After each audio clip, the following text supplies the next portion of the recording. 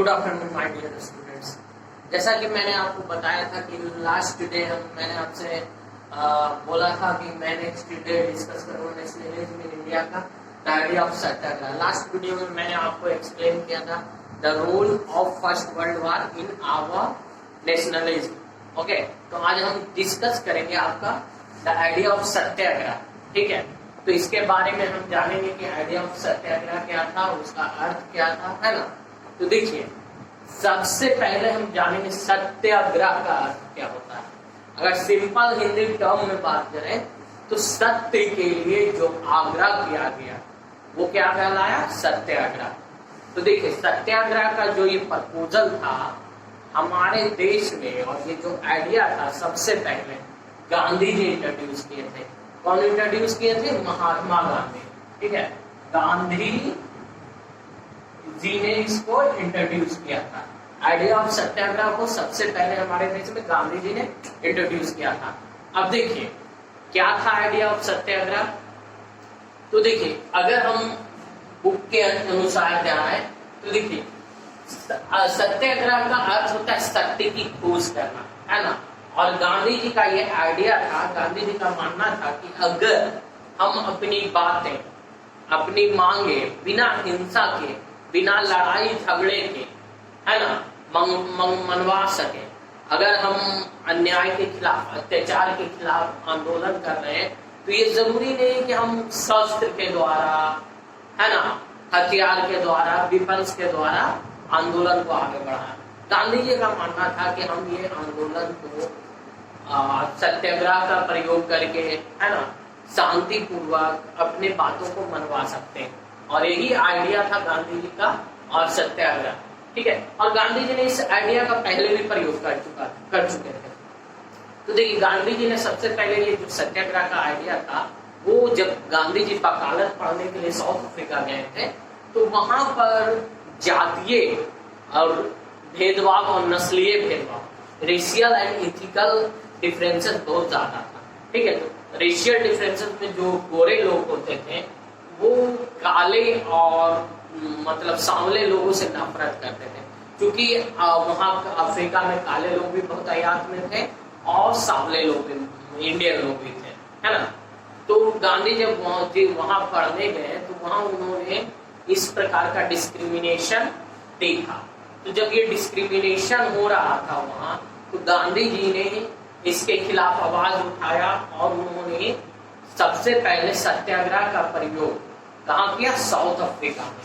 South Africa में गांधी जी ने सत्याग्रह का प्रयोग किया था सबसे पहले, है ना। तो वहां इन्होंने अपनी आवाज उठाई और इनका लोगों ने अनुसरण किया और उनका ये आइडिया वहां सक्सेसफुल हुआ।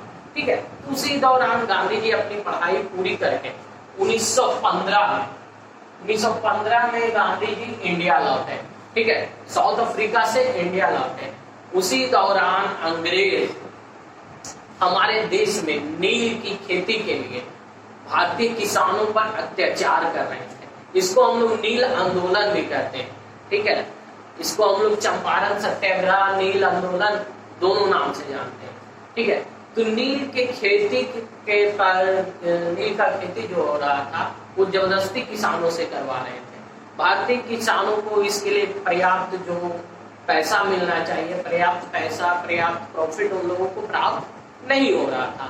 साथ ही साथ नील की खेती करने से क्या हो रहा था, जो खेती फर्टिलाइज्ड भूमि है, उर्वरक युक्त भूमि है, उसकी फर्टिलाइजेशन पावर यानी उर्वरक क्षमता क्या हो रही थी, खत्म हो रही थी, क्योंकि वो भूमि फिर खेती करने लायक नहीं होती थी।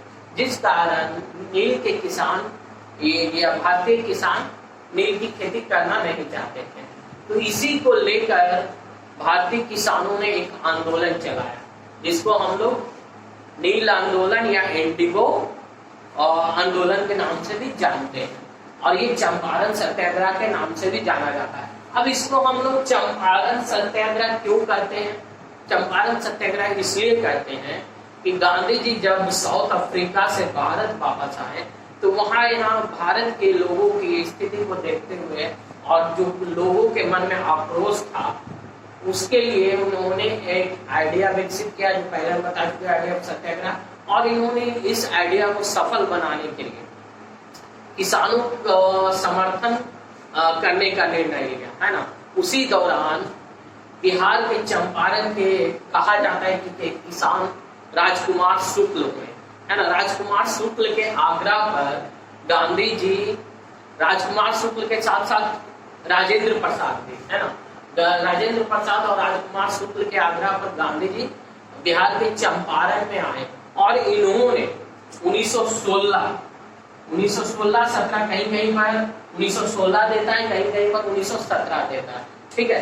तो 1916-17 के ईस्वी में गांधी जी ने बिहार के चंपारण से इस आंदोलन की शुरुआत की। तो यही आंदोलन आपका क्या कहलाया, क्या कहते हैं, चंपारण सत्याग्रह। इसके बाद गांधी जी ने 1917 में एक और आंदोलन शुरू किया। एक और आंदोलन क्या शुरू किया था, तो इन्होंने गुजरात के खेड़ा, ठीक है, गुजरात के खेड़ा के किसानों के लिए इन्होंने आंदोलन चलाया, ठीक है। क्योंकि उन्होंने जो खेड़ा के किसान थे वो जो टैक्स अंग्रेज मांग रहे थे उसमें रिलैक्सेशन ये चाहते थे। तो उम्मीद है कि आप लोगों को इतना तक समझ में आ रहा होगा, ठीक है। इसके बाद 1918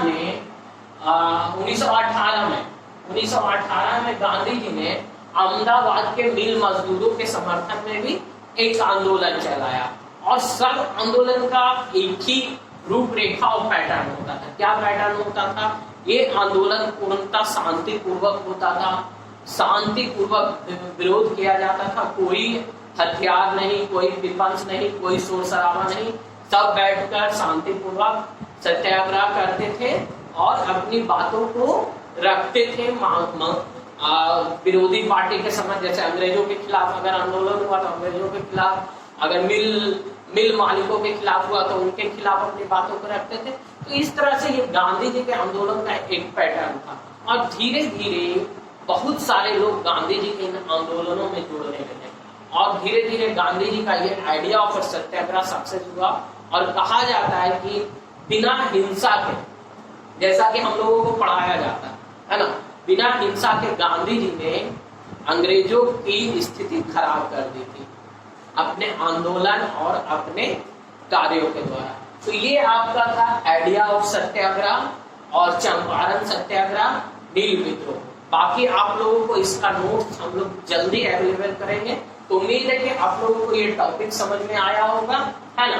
तो हम लोग मिलते हैं आप लोग से नेक्स्ट वीडियो में, जिसमें हम डिस्कस करेंगे रॉलेट के बारे में। तब तक के लिए गुड बाय, मिलते हैं नेक्स्ट वीडियो में। और हाँ, हमारे चैनल टेक स्टडी ग्रुप को सब्सक्राइब करना मत भूलिए।